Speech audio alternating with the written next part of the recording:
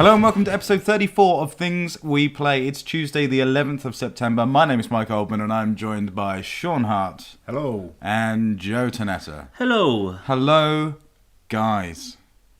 Hello. You're right. We have just said hello. No, but you're saying hello to the... We've explained this. To the you say hello to the audience. Okay. Then I'm personally saying hi. We're on the same sheet. Yeah. Right. Yeah, that's why I came in and said hello this time. Yeah, that's good. We're getting there. 34 episodes in and we've almost nailed the introduction. So tune in next week. Yeah. How you been? How's it been? How have things been going, Joe, for you? I've been good. I've had a quiet week. Just been watching TV, playing some games. I feel like your weeks are getting progressively quieter. They have been. I don't know why. Next week, you might not even turn up. I don't know. It was a close call today. I was just laying there. I was thinking, do I do this? Do I do this? Is it worth it? What are the benefits for me? What am I getting out of this? He thought. Yeah, no, I didn't. You got to think of the listeners, Joe. I got up nice and early. I was like, yes, something to do today. Powered out of bed. Yep. Power breakfast. No, not really. Power shower. Yeah. Yeah. You know, gave me a reason to get up today. Okay. So you've not done anything. What, have you been watching TV? Have you been laying on your bed asleep? Have you been playing games? Have you been... I've been watching Mentalist again. I did actually go to a farm at the weekend thinking about it. A farm? See? What happened on the farm? Nothing really. Just Did you give a carrot to a goat? No, we fed a goat pellets. Just pellets? You can't feed goats pellets. Well, What sort of pellets? lead ones are going to BB guns. You know, grass feed pellets. Right. Yeah. Okay. I'm obviously very au fait with that, being a farm owner. Yeah. Growing up in London. Right, whatever. As I did. Doesn't matter. Yeah, fed some goats, fed some geese, fed some ducks, So fed some horses. Why did you end up going to a farm? What's the deal? Went with my niece and my cousin and her child, my dad, my brother, my sister. Like a crazy, massive family outing to a farm? It was, yeah. There was about 8 of us. Okay. It was really extortionate, but you know. Did you see a farmer? No, we You didn't. didn't see a farmer? You didn't? No. No, there was no farmer there. No. Was there any signs of life at the farm apart from the animals? Yeah. Did you harvest anything? No. Did you get to go on a tractor? Yes. Did you really? Yeah, they have a tractor ride. A tractor ride? Yeah, it's some guy drives around a tractor and you sit in the back. If he's smart, and I'm interested to know this, if you're doing tractor rides at your farm, right, are you then also ploughing the field at the same time? Are you just going like, yeah, get on the back, but I'm working? I think you're thinking of an actual farm. This is like a kid's petting zoo farm. This is not a farm at all. Well, in a way it is a farm, but it's not the farm you're thinking of. Was it a real tractor? Yes, it was a real tractor. Alright, but you didn't plough any field. No. Did you milk a cow? No. Okay. Did you churn butter? No. What else do you do on farms? Slaughter animals. Did you slaughter an animal? That's an abattoir. Yeah. No. No. Alright. Fair enough. That's cool. That's farms. That's farms for you. I hope you all learned something. Did you get something out of it? Did they have a gift shop? Of course they did. And what could you buy? Plastic animals. Cheese. I'd paid too much money to go in there. I wasn't going to give him any more. Okay. If someone's charging you to go into the gift shop, Joe, don't go in. If I wasn't charged to go into the gift shop. Given the farm in general. You know, that's... You're already getting ripped. Like, I've seen you coming. You know? Sorry, mate. £10 coming here. 17 to get out. You know? So, worth knowing. All right. No, that's fine. You went to the farm. That's unusual. Are you going to go back? No. No. All right. The next trip is to a different one where they have 120 different types of cider. Okay. And it's cheaper to get in. Sounds like more of a brewery. No, it's a kid's farm. but that's 120 different types of cider, so... Okay. I don't need that many. No, you couldn't even try that many types of cider. Once you've had, like, 4 ciders... But could your average kid try that many ciders? That's true. That's true. You It's are like, what's this one? Oh, apple flavour. What's this one? Oh, apple flavour. What's this one? Oh, apple flavour. Oh, what's this one? Oh, apple flavour. You're forgetting pear, you know. Oh, okay, Yeah. so 126 apple flavours and then 1 pear. You'll be surprised at how many different types of cider there are. Yeah, maybe. Well, would I be surprised? I might not know how many different types of cider there are. Whether the emotion that's coming out of me is surprise of like, oh my god, I didn't realise that. But yeah, good to know. Good to know. Okay. Thanks, Joe. Sean, how's your week been? Up and down, you know. I had a birthday. You did have a birthday. It was actually your birthday last Tuesday. Yep. And we didn't mention it at all on the episode. We did record on a Monday, which We slightly did, yeah. scuppered things because of Joe being awkward. Isn't he always? And so we had like a whole big birthday episode planned for you. But But it was just kind of weird that anyway, we just completely forgot about your birthday regardless. Yeah, that's kind of crazy. So this is your birthday episode. Sort of. 1 week late. Sort of like, a sort of, unbelievable look on the face of, sorry, there you go. It's a week late. Happy birthday. For what it matters now. You've made it a week. Good man. Yeah, doing all right. That's good. Yeah. Did you have a good birthday? I suppose we should ask. Did you have a good birthday? It was. It was very relaxing. That's good. I read Fear Itself. I don't know. That's a Marvel graphic novel, Avengers. Okay. All which right. was decent. And it means as a result you're getting a new Xbox. Yes. Tomorrow. I understand. Which is needed. Yeah, it'd be exciting. After, I had the dizzying heights on my birthday on Tuesday, and then the soul-crushing lows of Thursday. My new worst day of the week, Thursdays. So what happened Thursday? Thursday there were several incidents. Initially, I found out that all the stuff that I was selling on eBay, I won't see the money for that for a long time. Yeah, 21 days, because I'm a new eBay client. Yeah, it's one of those annoying PayPal rules, isn't it? Yeah. If you haven't used it before, then they hold the money for 21 days before they give it to you. It's a pain in the arse and unavoidable. But yeah, okay. So that was bad. Yeah. But then there was an upside. My copy of Men in Black that I ordered on Wednesday off of eBay turned up. I was like, yay! This day doesn't look so bad after all. Yeah, and that's Men in Black. What is it? Alien Crash Site or something? Alien Crisis. Alien Crisis. Yeah, which we will be talking about in a bit shortly. I'm still sort of amazed by why you bought this in the first place because it looked horrible. Yeah, it did. But you still bought Then it. we could talk. My idea was it's not very expensive. It was like 13 quid or something. It's more than I would want to pay. Then we could talk about it on shows because I'm not online at the moment, so it makes it tricky to get hold of stuff. Okay. So it was just something to go into the Xbox to talk about, and that neuralized my hard drive. Yeah, so your Xbox already we should preface this with your Xbox is screwed, right? Your Xbox is if you look at it now, it looks like it's like if you just stuck sellotape all over it, wouldn't look amiss in sort of holding it together. It's kind of like a horrible, dirty coloured, white old chunky Xbox with like a black hard drive on the top that doesn't match. You got like a black pad. It's a real sort of like Blue Peter 18 style job. Bit of a bodge job. And then for months you've not been able to really play discs. It's sort of like been on and off. Down, yeah. You've had it repaired. I've got it repaired. Yeah. And then it does it does crazy stuff. It just takes forever to read anything off the hard drive. Yeah. It doesn't like loading stuff up. Didn't it crash as well at one point when you were loading a game? Oh, today? Yeah. No, it was when I went into my Avatar Awards, but that might be to do with the gamer profile incident, which happened on Thursday. But we were saying, when you brought it around the other day, and you were just like, you've been trying to download stuff at my place with my internet, but it would regularly just hang and stop, and weird messages I've never seen would come up saying, error 46153, you can't do this. And you're like, yeah, it just happens sometimes.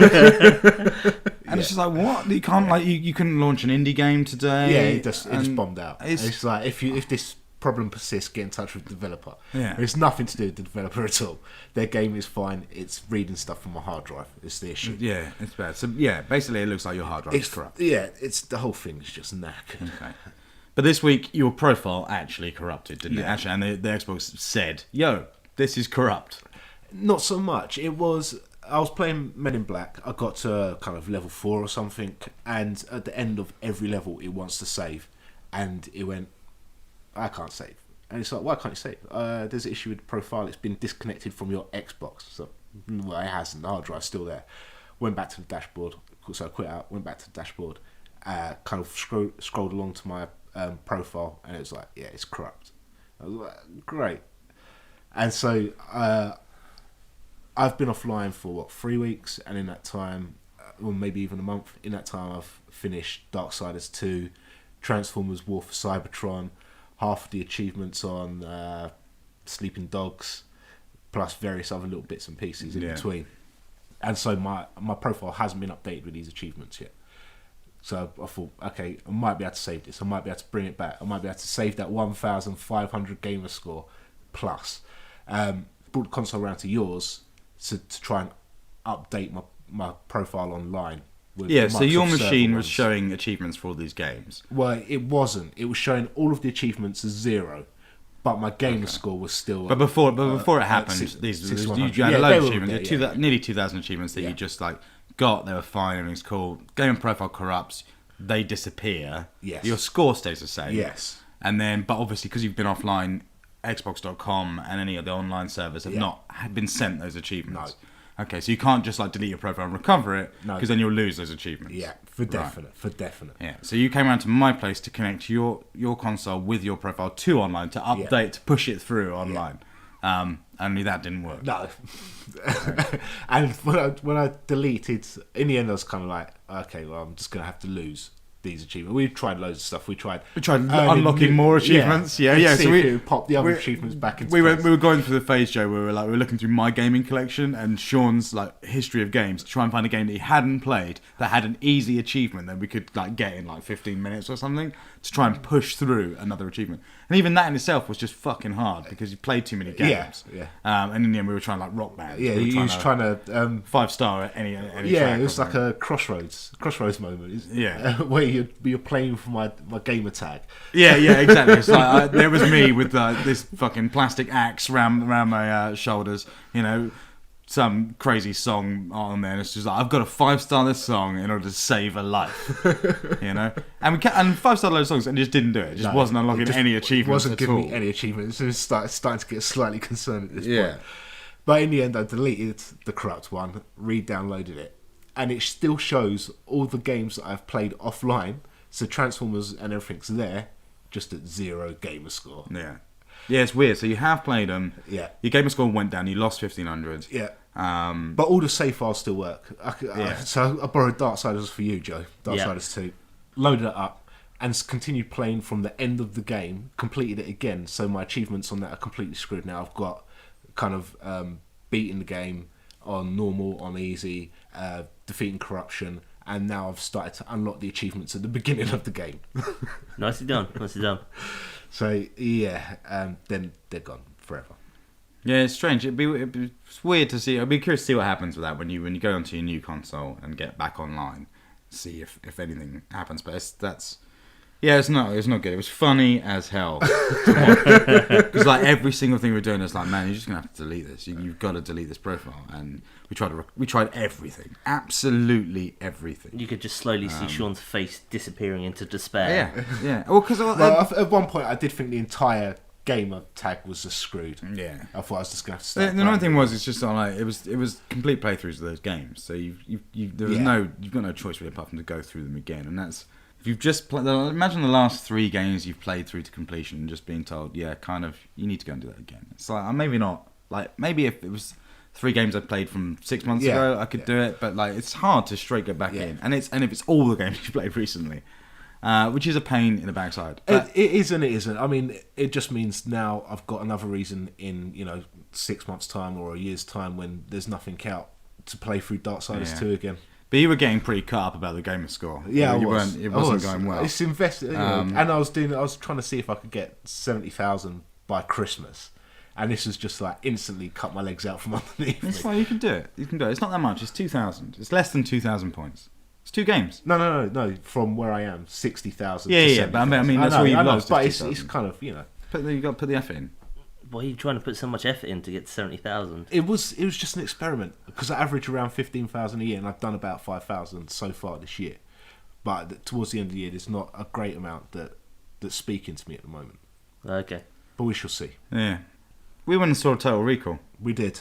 It's the remake, obviously. Yeah, not the good version of the movie. No, it's awful. It is pretty bad. It's like really, really bad. You've not seen it, have you, Joe? I haven't seen it. Do you want to see it? Probably at some point, yeah. We were talking before we went in, and I was trying to explain to Joe that I just don't, not to Joe, to Sean, that I don't like Colin Farrell. Something about him. There's a cheapness to Colin Farrell that makes me not believe in a movie. Yeah, I don't really like Colin Farrell either in a film. And this did not save Colin Farrell for me. No.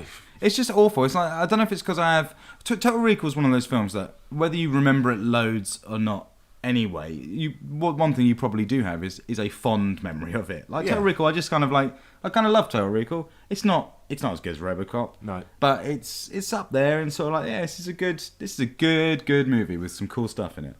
And the beginning of this movie, 30 seconds in, like the first thing that's popping up on the screen, it's like telling you the history of like the world in text on the screen. And 30 seconds in, this movie, the remake, wants me to believe that there is an elevator that takes people from Australia to Britain. Yep.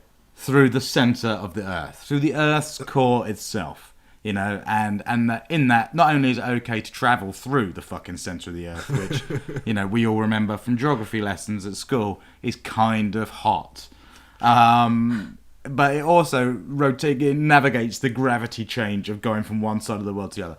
30 seconds into the movie, and I was like, you know what? It doesn't matter now. Nothing else that this movie can do is going to get me back on board. I'm out. I just don't believe it. I don't think that's no way.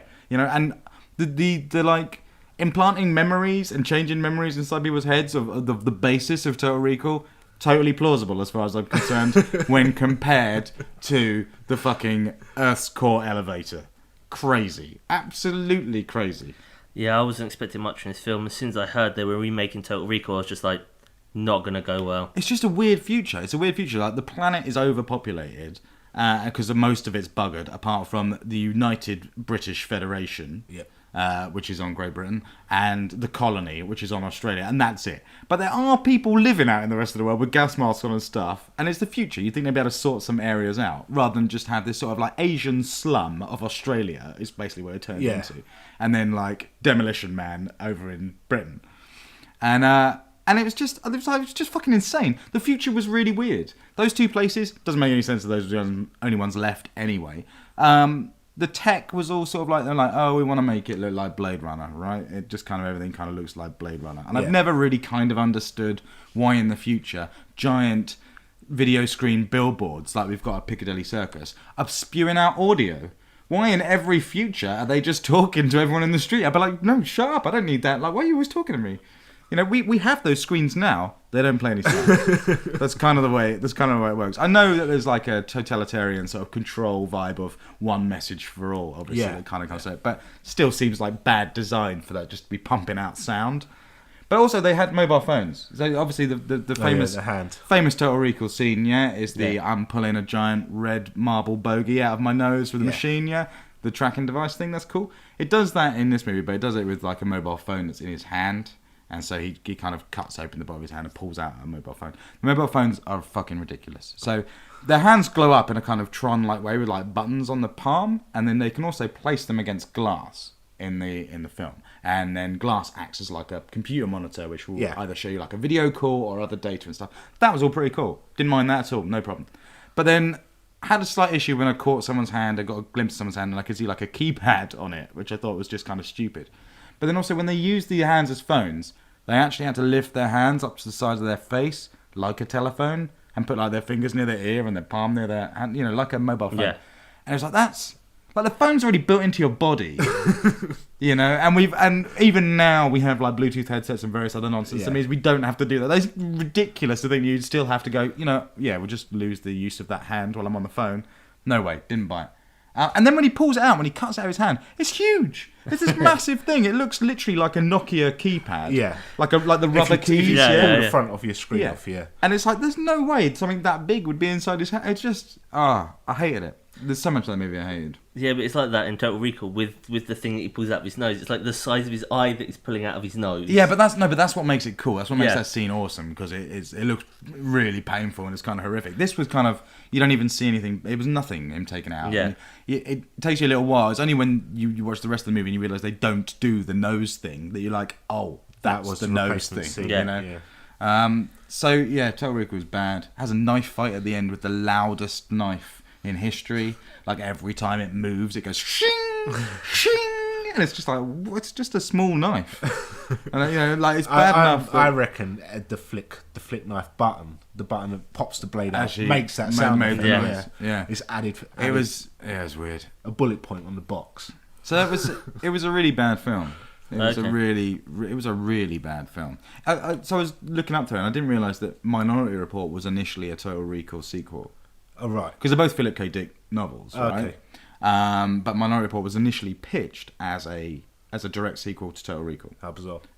Even though it didn't have any of the same things, but sort of felt like it could fit in that world, and you can understand that the sort of the precog stuff and things like that. But weirdly, the only reason I was looking at that is because this looks like a Minority Report sequel. Yeah, it does. They look like they're set in the same world. They kind of got the car stuff as well, the hover cars. Hover car sequence thing. So that's the other thing Total Recall explored is how do you make a car chase sequence not very exciting at all? And it's like, well, you just remove the wheels from the cars. You have them hover. Because then it becomes just, I just don't care. It was really unexciting. Because the cars aren't touching anything. I did zone out quite a lot in that film. Yeah. It was quite long. Yeah, it seemed very long. I don't recommend it. Admittedly, we only went to see it. We didn't pay to go and see it. No.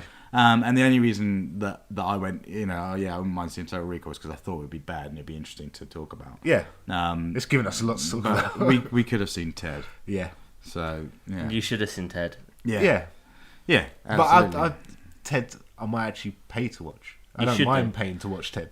I wasn't going to pay to watch Total Recall because I had a suspicion it was going to be bad. It did spawn a new Twitter account I've started. Yeah. Which is quite cool, called Advisory Reviews. Which we were standing outside the cinema and just looking at the film times and the descriptions. And it has the BBFC's consumer advice bits underneath it where it says, contains strong language and one scene of strong violence or something. And we were just like, yeah, those are brutally honest reviews of movies, basically. You could have it. So there's now a Twitter account, Advisory Reviews, that has things like, contains strong violence and one scene of strong language. 2 out of 5 stars. Total Recall. So that's cool. You can check that out, obviously, on Twitter. Yeah, so those been our weeks. They've not been terribly exciting. It's been a bit strange because no games came out this week. No. There's been, and we'll talk about it in the show, but Indie Games Uprising has started now. 2 games have come out already. Sententia today, and that one that no one can pronounce, which we're going to call qrth-phyl. But apart from that, there's not really been any releases. Mark of the Ninja came out on XBLA. Yeah. And that's that. And I suppose Skyrim, some stuff. So there's not been any major releases. They start again this week with Tekken Tag and some other NHL 13. So we've got a bit of a mixed bag of games to talk about on today's show. Where do we start? Should we start with Mark of the Ninja? Actually, let's do Mark of the Ninja. You sure? Yeah, why not? You like this. I do. It's XBLA game. It's made by the guys who made Shank. Yeah. And so it looks like Shank. Yeah. It looks like the Cartoon Network cartoon. Yeah, it looks like what's the Samurai Jack. Samurai Jack, yeah. And this is a stealth platformer? Yeah, side-scrolling 2D stealth platform. Cool. It looks wicked. Every single person I've seen that's played this game is raving about it. And with good reason. Have you played it, Joe? I haven't, no. No, okay. I've had a brief squiz with the demo, but that's all. I'm close to the end. Okay. Tell us, why? Why is it awesome? I think the main... Is it awesome? Yeah, the main thing about it is how tight the controls are. Yeah. That combined with seeing sound as well, I think is an amazing thing. So with the light and dark system, it's very simple. You're either in light, you're in dark. If you're in the light, you're in full colour. If you're in the dark, you're just black and red. So his tattoos, the Mark of the Ninja, it allows you to pop out a bit from the screen. Also with seeing sound, it's when anybody steps or if you throw a shuriken at a light, you can see where the wave will come out to. Yeah, it kind of radiates like a circle of effect, I suppose. Yeah. So it's a really good visual way of going. There's no, although it's a stealth game, there's no meters on the screen of how visible I am or how loud I am, anything like that. It's all clean, built into the animation design, and the flow, which is that is cool. It also does some really, really cool stuff in the way that what is visible in your line of sight is clear and everything else is misty. So, for example, if you come up to a door, you lean against the door, and as he puts his ear to the door, everything beyond the door becomes clear, so you can see who's walking up and down in the room. You can, from the other side of the door, without leaning against it, see slight sound waves and stuff where people are walking, but it's not always clear what's on the other side. So there is a level of caution that you need to use in this game. But it's really binary. What I really like about it is how it's cut and dry. It's black and white. It's like, this guy can see you, this guy can't see you. Yeah. This guy will hear this guy won't hear this. There's no mucking around. There's none of that stealth game nonsense, which is the thing that pisses you off when you're playing a stealth game off. I'm not quite sure if I'm hidden. Not quite sure if that guy's seen me. I'm not quite sure if I'm going to get screwed by doing this. Mark of the Ninja just tells you flat out, no, you're cool if you do this. Yeah, very much so. It's hard to explain how slick, once you know what you're doing, how slick the controls are and how well everything works, how it's got weight to the game, which is very rare to get with a 2D game, I think. You just stick to walls as well, don't you? Yeah. You can jump on any surface and you just kind of hang. It is very Spider-Man. Once you get your certain abilities with your grappling hook, you can then kind of dangle down from ledges and take people out like that. You can, you just stick to walls, run up walls, kind of along the lines of Dishwasher, Dead Samurai and stuff like that. It is super slick. I recommend it to everyone, certainly. I was watching you play earlier. You were like hanging people from lampposts and that with the grappling hook as well, weren't you? Yeah, it's an ability you unlock. It's a very cool one. Again, for Spider-Man 2 had it, and they've never ever put it back into a Spider-Man game, which always pissed me off. I love hanging people from lampposts. I love doing it in Batman. Yeah. And then just dropping them on people as well. It also has the ability to throw a shuriken at them and they can drop down. Basically, you use hanging enemies from lampposts to terrorise guards. So you can get hallucinogen darts as well. And you can cause them to like shoot each other, fall off ledges and stuff. The AI to the game is very good. So how far does the stealth stuff go? Are you like hiding in lockers and things? Yeah, you hide in the shadows, don't you? Like round things. But you've also got objects that you can interact with. I found it a bit weird. There's one point where you hide behind like a vase in the scenery. Yeah. But I found it quite hard to know whether the other character, the enemy that I was hiding from, was going to walk behind it or in front of it. Yeah. It was like, I don't really know where you're going to be. I'm hiding in front of it, but other stuff I'm going behind. It's in the foreground. Right, okay.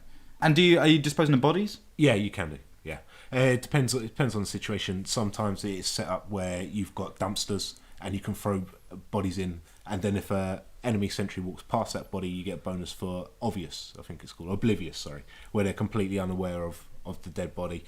You can also drop them kind of down hatches and stuff that you climb out of, which are attached to vents. You can unlock the ability to then stuff them inside closets and stuff. So you hide in the closet, as the guard walks by, you lean out, and you have a sort of QTE for the stealth kills. You need to match the on-screen, which might be left on your analog stick, and X. It's always X is your execution move. And then he just kind of kills them, grabs them, and stuffs them in the closet, and you just carry on happily along your way. What about ninja time? Yeah, it's got bullet time, ninja time, if you want to call it that. So, you can flip off of walls and stuff and then hold the left trigger and he just freezes in midair. You can then line up shots with your shurikens, so he'll throw up to 4 at a time, I think. You can also switch between items. So if you're using your standard outfit, you'll have one distraction item, one aggression item, so aggression are kind of like booby traps on the floor, it spikes flick out of. Your distractions are kind of throw a firecracker and it draws a guard to the firecracker. Right, okay. Yeah, that's cool. So it's almost like VATS.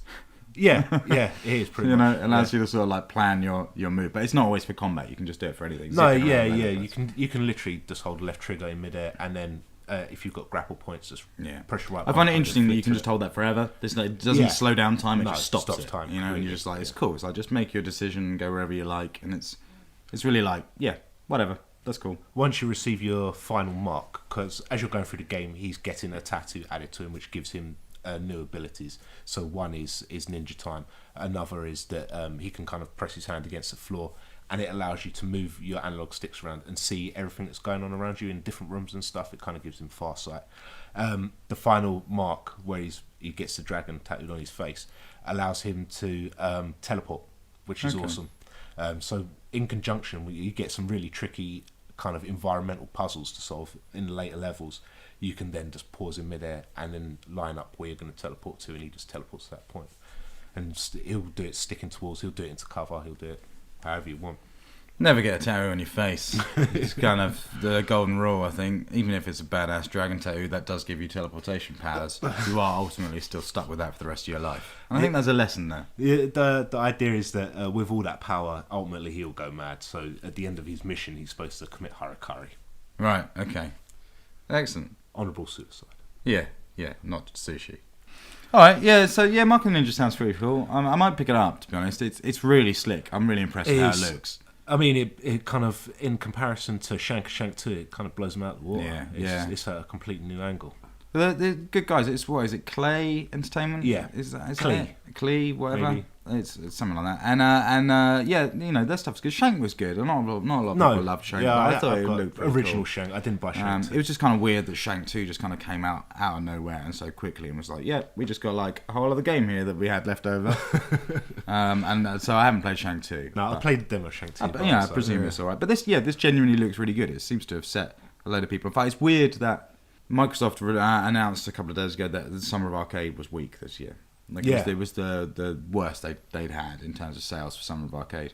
And yet we've had a good couple of games that have come out since then. And before then. Like Counter-Strike Go is a big title, it did well. This is a great game as well. Rock Band Blitz. Yeah. All of these games could have been in Summer of Arcade and would have been better. A lot of them exclusive to 360 as well. Yeah.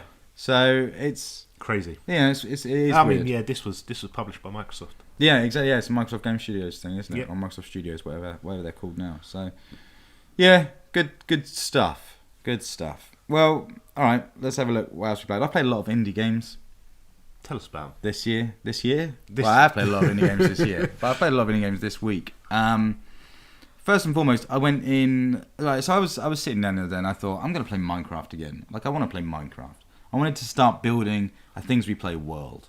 Yeah, that we could all go in and all muck around a bit. We'd make skyscrapers and towers and statues. What I really wanted to do, and I don't know how I was going to do this, but I still wanted to do it, is I wanted to make a Mount Rushmore copy with our faces. Okay. In Minecraft. Right? Yeah. I thought that'd be wicked. No, but there's programs online for you to map stuff out properly. Probably try it and just do it. So I fired up Minecraft and I'm like, I'm going to do this. And I was convinced that creative mode was in Minecraft on 360. Convinced, because I knew you'd shown it to me, Sean. And then I got in there and I was like, it's not here. Have I missed an option? I came out of the world, went back in, loaded up the world again. No, what's going on? And then realised it's not, is it? You showed me the PC version. Yeah. So that was a pain in the ass. So I was like, screw Minecraft. I don't want to play this anymore. I'm not mining for stuff. And I was just flicking around and I went to the indie game panel on because I'm using the updated dashboard. So the indie games has its own section now. Yeah. And the one that's advertised at the bottom was CastleMiner Z or CastleMiner Z. And I remember hearing about this game because this game is the best-selling Xbox Live indie game. It's sold over 1 million copies now. It's like 10th week at number 1 spot for Xbox Live indie games, and it's a Minecraft clone. Yeah, so you're thinking, how it's got to be pretty good, or like how does that work? How's it been that successful? It's ridiculously successful. So I downloaded it and immediately bought it. I was like, I've got to have this. It's 80 points. So 80 points, if you've got them. It's nothing. Spend them, yeah. It's Minecraft with zombies and stuff, standard stuff. It looks pretty much like Minecraft. It runs perfectly fine. It's like version 1.4.6 or something now. Yeah. So it's had several updates, and been looked after, which I presume comes from being that successful. Once you've got that many people playing a game, then you need to look after it, right? Yeah. And there was a lot of people playing the game because I just joined big servers with it has 30 people online and you can just jump in and play it. But it's Minecraft with zombies, but you have guns. You can make guns. Yeah. So you can craft pistols, machine guns, and sniper rifles, and shotguns, and various other stuff. And that's more of the emphasis. More of the emphasis is on survival, but hey, here's some guns. That might help. The zombies look like proper zombies. They don't look like Minecraft characters. And everyone plays with their avatar. But it runs really fucking well. And it's got some cool modes. Like the first mode, I think, is called Endurance or something like that. And what you have to do is you start off at a point at a giant tower beacon, like the things we all create in Minecraft to get back to our homes. Yeah. And you have to just get as far away from it as possible. That's what you have to do. And at night time and during the day, but more at night time, zombies and things come out. And once you get over about 200 meters away, or whatever it's measured in, there's like a dragon there. There's like a freaking massive Skyrim-style dragon that flies around, fires fireballs at you that blow apart the Minecraft world. Yeah. And you can take it down if there's enough of you and you've got enough firepower and stuff. And so you're just trying to push on all the time. But in the process of that, you have to like we're hunkering down for the night. We've got to quickly build some sort of rudimentary bunker, and we're going to stay here with our machine guns, crafting bullets and things just to stay alive. And it gave it sort of like a DayZ vibe because you've got a goal. The problem I have with Minecraft is that the survival stuff's cool, but in the normal game, the survival stuff is just pissing me off. I'm trying to build something, and these creepers are blowing stuff up. Yeah. And because there's no goal, they're an annoyance. But with this, there's a goal. Push forwards. Keep going. And so they become challenging then, and it changes the dynamic a lot. And if you've got a group of you and you're just all sort of marching forwards and then like people at the back with machine guns and you're like, no, we're going to have to build here and stay alive. It becomes awesome. It becomes really, really good. So to make guns and stuff, do you need like crafting tables? No, so you don't have any crafting tables for it at all. It just builds you just, all in yeah, menu. you pick up all your the same sort of ingredients. So obviously your metal, your wood, and your dirt and stuff, and iron ore and things like that. And then you just bring up the controls are exactly the same as Minecraft. So the way you flick between the item you're using, and bring up the menus for crafting and stuff. You just hit Y, you go into a crafting menu, and then from that, if you've got the ingredients, you can just make whatever it is that's needed. Sweet. And it doesn't always make exact obvious sense as to what you need in order to make stuff. Like the guns, I can't remember what they're made of, but they're not made out of much. It's like metal and coal or something. Like, yeah, I got a gun. So, but that doesn't matter. It's just kind of cool, and it looks. I think it kind of looks wicked. I like the fact that your avatar, you can see everything that they're holding in their hands. Yeah, I noticed. Yeah, because you've got your white suit, your kind of Miami Vice suit with the tattoo down. Yeah, so you can see like his tattooed arm and stuff, and that's kind of cool. The net code was strong and decent enough. And it just really worked. I really enjoyed it. It's like a different Minecraft experience. Yeah. It was kind of cool. It's almost like these are, like on the PC, there's a million Minecraft mods. There's a new one comes out every day doing something out. And this week, in fact, there was a DayZ mod for Minecraft that was announced. I feel like these indie games, these Minecraft-inspired indie games, are kind of like the consoles version of these mods. Yeah. This is like Minecraft with guns. And, for later on in Indie Games Uprising 3, we've got Xenominer, which is... kind of space droid Minecraft. Yeah, Descent Minecraft. Yeah, it's just kind of like, it feels like another mod. So yeah, CastleMiner Z, I totally recommend it more than anything. It's awesome. 80 points, and it's easily as fleshed out as anything else. It's just cool. It's good fun. And I reckon we'd have great games just tooling up and going, right, let's do it. Yeah. It combines that Left 4 Dead vibe with Minecraft. It gives you a reason for doing it. I am definitely going to pick it up and get back. It's cool, man. Yeah. And 30 players online gets nuts. It's not pretty, but then Minecraft's not pretty. But then do you find that with all the Minecraft clones that they somehow managed to make Minecraft's ugliness even uglier? And this is similar in some respects, but some bits look nice. The skybox is quite nice, got a nice cool moon and stuff. You still put torches down in the same way. It's Minecraft, you know what to expect. But guns. What's the quote, Joe? Is it Borderlands? No, it's Robocop. Is it?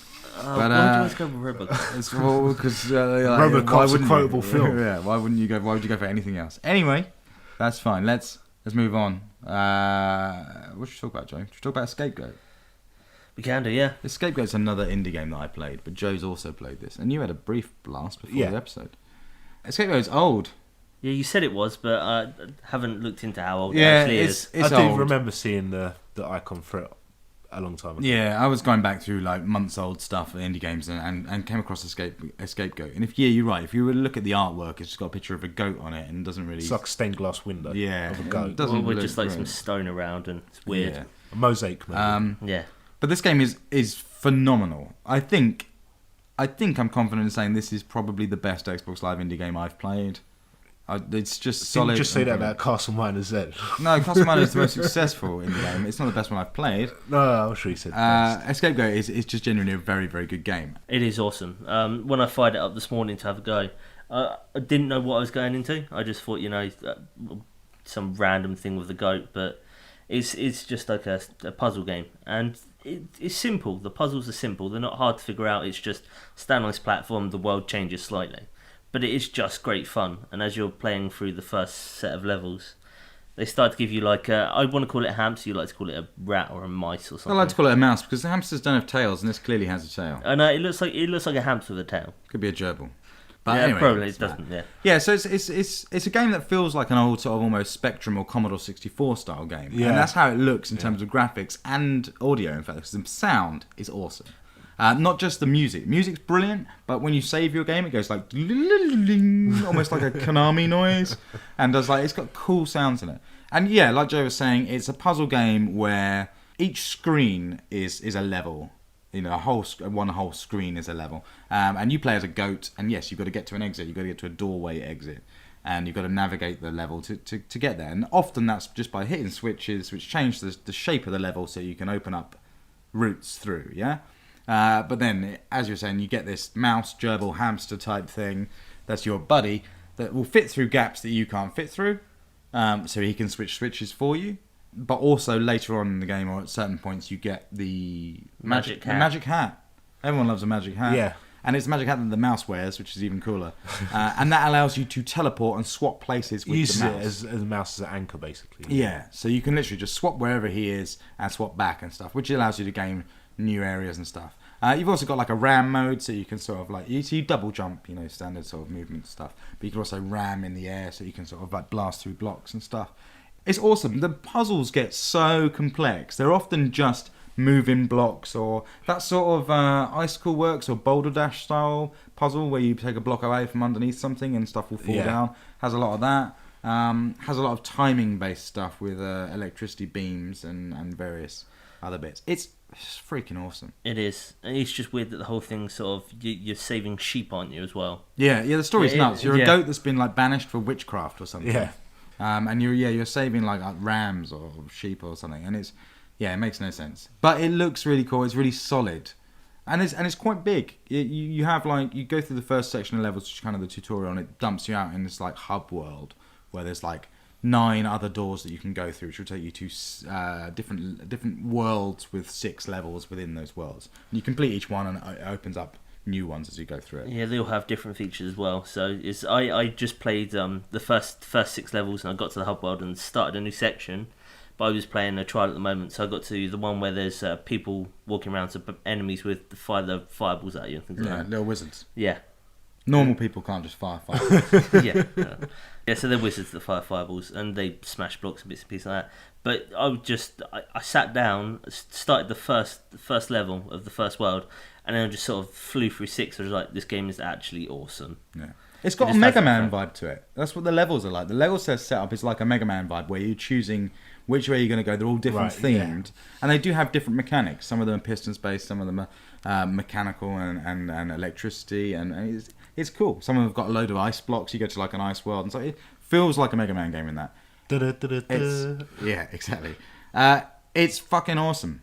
I genuinely think you'll be surprised. I mean, I only had a brief encounter with it, but one thing that I did notice about it is the controls are extremely tight. Yeah, which is really rare for an indie game. It just feels good. They really respond well. Yeah, and that's really important. The control stuff's really. It's one of the things like Mark of the Ninja as well. It's the whole Meat Boy style. We seem to associate that sort of control with Meat Boy these days, of like pinpoint accurate and sharp and tight. But if you're going to have a puzzle game, a lot of the time it needs to be like that, because you've got the time in, and it needs to be that level of polish. Oh, this totally gets my massive recommendation for this week. A Scapegoat. It's freaking mental. It's just solid. Yeah, and for 80 points, it's just you cannot not buy this game for 80 points. I'm getting to the point now with some games. I'm getting to the point with a lot of them, and we'll talk about Indie Games Uprising 3 after the break, because I think that it will count for that. But there's a lot of really good indie games that I'm finding now that I wish I could take out of the indie games section and put them somewhere else. And admittedly, now with the new dashboard, you can pin stuff. And obviously, if I go into my games on the Xbox, all my stuff's there. But I kind of feel like a Scapegoat, it's good enough that it almost gets to say goodbye to all the other guys and go like, see you later. I'm being upgraded from the indie game section. Dump me somewhere else on the hard drive. Elite indie game section. Yeah, because it's just good. It's really solid. All right, well, on that, though, we're going to take a break then. We're going to play some of the music actually from a Scapegoat while we've been talking about it, because it's awesome.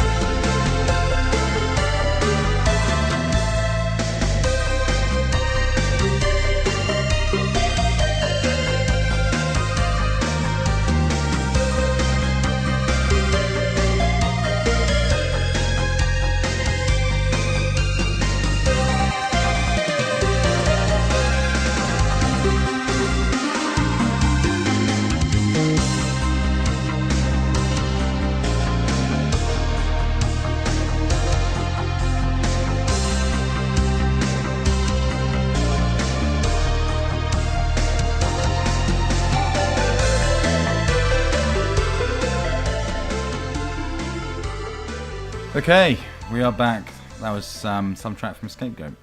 It's cool. Cool game, cool track. Goodbye Yeah. now. Yeah. Men in Black, Alien Crisis. Sean, man. you brought it up at the top of the show. Yeah. We got to talk about it. Actually, it's quite funny. I think this is quite funny, but I'm not gonna. I'm gonna hold back on the bit that I think is funny, Right. and see if you mention it. And if you don't, then I'm gonna bring it up. Go, Men in Black, Alien Crisis. Terrible. Yeah, very, very, very bad. I don't even know where to begin with this game. It's kind of a cover-based shooter, is roughly what it is, but you're locked to one plane of movement, which is left to right. Like Hybrid. Yeah, to a degree. Hybrid sounds a lot better. You can cancel and stuff out, Well, moving between cover and hybrid. There's a key point, because you bought this game, you were playing it, and you're like, it's terrible. It's got this weird cover-based thing where I'm only moving from point to point, and it doesn't quite make any sense. No. And I remembered seeing a video on it before, but couldn't quite remember the details. And it was only after a little while, like, when you brought it to me, which was like a good few days after you've owned it, right? Yeah. That we then found out it's a light gun game. Yeah. That's what it is, first and foremost. It's like it's had the controller options added to it after the light gun bit. Yeah, First and fair, foremost, yeah. it is a light gun. We played with the Top Shot Elite, Yes. so Which is Activision's- Activision gun for came out with Cabela. What game was it? Big Game Hunter 2012. Yeah, I think so. Yeah, it was 2012, wasn't it? And they kind of advertised on the back of that there would be 4 more games before last Christmas. Right. But maybe there were. There's been a lot of Cabela games. No, there wasn't. No, there wasn't. Really? Yeah. As mean, far 'cause as I'm aware, Men in Black is the first other game for this. But they do pump out like 3 Cabela games a year. Yeah, I don't think the one after that was compatible. All right. Okay. Well, that's weird. So anyway, I just thought that was quite amusing in the fact that like you were having these difficulties with the game, and then it was like, no, it's kind of it's a light gun game. And obviously, you bought it like through eBay or something. Yeah, or, bought it on eBay. And so that wasn't necessarily clear. But that does make more sense. But then, now. looking at the box, it isn't necessarily clear. It's not like it says in big words, like a Connect bar. It says better with Connect. These are the dangers of buying blind. But it does make more sense now when you play the game, because it's sort of like, oh yeah, it's set up for that. You shoot power up, so as you would in like Virtua Cop or House of the Dead or anything like that, and the cover system makes it. It's just weird, even weirder in itself, because then it makes it a light gun shooting game that is also in third person. Yeah, which is very odd. Which is bizarre. But then when you think of the Top Shot, because it's got the D-pad on the back, it makes sense for that. Yeah. But just terrible idea. Yeah, I mean, what was a good idea about this game? The graphics are dreadful. The voice acting is dreadful. The jokes that run through it constantly. I mean, because you was like, man, there's no talking in this game. I was like, that's because you're in VR at the moment. When you're doing main missions, like the lead character does not shut up. Well, I was shocked with more than just the fact that there was no talking. It was just there was no sound. There was like very little sound design in the game. It had like almost like a generic Men in Black soundtrack playing so quietly in the background. Yeah. And then it was just like basic weapon sounds, of which there was about 3 different ones. And it just seemed to be like no sound design at all. So we should probably point out it's come out to sort of coincide with Men in Black 3's release. It was earlier. It's come out because this is a few months old. Yeah. But it's not tied into Men in Black 3 at all. No. It's actually not really tied into any Men in Black product. No. It has the little dog. Yes. From Men in Black 2. Agent F. Yeah, Frank. He's kind of your main notable character. And it does have Agent O from Men in Black 3, who's like the replacement on Z. Okay, like the leader. Yeah, woman. I don't think it's the actress from the film. I would be very surprised. And you don't play as J or K. No. You play as a new recruit type thing. Is that right? To a degree, you're a thief who was an archaeologist. Of course. Yeah. So Indiana Jones. Yeah. You're Indiana Jones. Yeah, Agent I. Yeah. Right. Okay. And he looks. What I also thought was weird. It looks terrible. So the J and K, right? You've got. K's missing. kind of the standard, older guy, not really sort of ass-kickery sort of guy, but looks like, your standard sort of stoic dude who's like... No nonsense. Yeah, no nonsense. He's your straight guy in a comedy duo. And then Will Smith's character of Jay is kind of your young, happy-go-lucky, go-getter, stunt action, the action part of it. And this dude that you play, this new agent... doesn't look like it. He looks like just like a fat businessman in a suit. It's like his design's terrible. You'd think out of those 2 characters for who you're going to design a new character over, you'd go more the J route than the K, yeah? Certainly. And this goes more the K route than the J. I just thought that was a strange choice for your main character. He's not very cool at all. No. He's a dick. He's not funny, though he does try really hard. There's nothing good about this game. The voice acting, the synchronization of lip movement to voice acting, the delivery of the voice acting, the graphics, the gameplay, it's all bad. I mean, this looks like a seriously cheap Kinect game. Yeah. And Kinect games look crap. It had no aliens in it as well. It has like the main alien from the first one. Yeah, like the dude they meet in the field at the beginning. Desert, yeah. He's like the stock alien they use for it, and then there's some other really bad designs and stuff. Yeah, I mean, it was obviously going to be garbage. Yeah. But it really is garbage. It's a new level. Never seen it. Interestingly, never seen it. Not seen it on a store shelf anywhere. Yeah, no, when you tweet the picture, I was like, where in the hell has he found that? Yeah, just really bizarre. Straight from China. And it's one of those strange Activision games that they pump out every now and then. Yeah. Like, what was the Steel Stomachs? There was like a first-person shooter set on a boat that was called something like Steel Sailor or something. And they put these out every now and then. And it's kind of strange when you think of the big kerfuffle they made about how we're not going to be putting out any games that aren't going to sell 5 million. Yeah. And it's the reason they got rid of Sleeping Dogs. Yeah. And yet, stuff like this still just Dribbles out every now and then. Just this weird, random stuff. Someone just gave him loads of money, like, yeah, just make us a game for the film, even though, you know, it's got nothing to do with the film. Well, I think it's probably something like they've got the Men in Black license. It allows them to keep it for a little bit longer. And I think what hit the nail on the head is you saying at the beginning, Sean, the gun stuff. I think they probably were obliged to make some gun games, and this was the easiest thing to do, or most natural thing to do. I've never seen anything like it in my life. It's terrible. And salt in the wound when you consider that it neuralised your hard drive. Yeah, definitely. Because of the Columbia Pictures bird at the beginning. Comes up with her dark agent glasses and a neuralizer in her hand. And every time it goes, boo! That's a 1,500 gamer score off your tag. Yeah, I think you're a fool for buying it. Thanks. What are you going to do there? Where are you going? I've traded it in. Oh, have you already? Yeah. How much did you get trading for it? 11 quid. Oh, not bad. Not bad. That's not bad. So it cost you £2 and an Xbox. That's pretty good going. Cheap at twice the price. Yeah. All right. Well, Joe, you picked up the Skyrim DLC. Yeah, so I picked up the Skyrim DLC. I think it's Hearthfire. Yeah. It allows you to build your own house. It adds 3 plots of land by 3 major towns. You go in, you make friends with the Jarl, and you can buy the land. Right. It also adds the option to adopt children, which is in there now. There are even children in Skyrim. Yeah. There are. Okay. There's a orphanage. You did the Dark Brotherhood missions? Yeah, I can't remember any of it. I certainly don't remember there being any kids. But okay. So this is weird, right? So first of all, it's a strange piece of DLC. How much was this? 400 points. 400 points. Yeah, so it's not too pricey, but it doesn't add any sort of game to it as such. It's just like it doesn't add any sort of no story or anything. No. It's just literally something for you to do if you feel like doing it. And I can already buy a house. Yes. In Skyrim. You can buy loads of houses in Skyrim. Yeah. So this is just fleshing out the house, or do I still own those houses? Yeah. You still own those houses. It's a new house. You can buy all 3 plots of land, so you can buy these as well. You pay 5,000 gold for the plot of land, and then from there you go to the plot, and they have like a carpenter's table, a draft bench, so you choose which part of the house you want to build, and then you build it. So you use materials. So I'm building a house. Yeah, you build it yourself. Because that I don't do with the ones. I'm just renting houses and the other ones. Yeah. So you build the house. You use quarried stone, clay, iron, and lumber to build the house. You need specific amounts of each. I use the iron for making nails and fittings and things like this. And the first thing you build is just the house itself. It's a small little house, so it's for if you've only just started playing. Then from there you build a main hall, which is a giant part that connects onto it, and then you turn the house into an entryway to the main hall. And once you have those 2 parts, so the entry hall and the main hall, is when you start building the majority of the house. So it allows you to add 3 separate wings onto the house, and for each wing there's 3 different options. So you can customize the house to how you want it to be.